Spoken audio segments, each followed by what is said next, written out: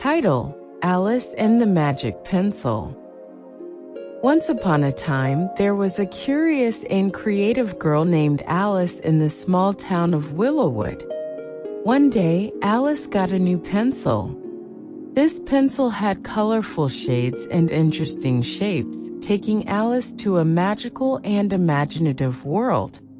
Alice's good friend, Layla, saw it and asked if she could have the pencil to color together. At first, Alice didn't give the pencil, and a new story unfolded. Alice told her friend, "This is a magic pencil, and to use it, I have to write an interesting story." Moments later, Alice, with the pencil in hand, started writing. With each line, a new world emerged filled with colorful birds, giant chocolates, and amazing castles.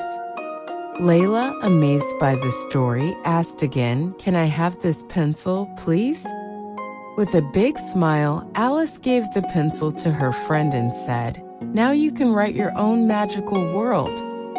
This friendship and the magic pencil marked the beginning of a new adventure of creativity and companionship. From now on, both of them would fill their worlds with colors and imagination. The end.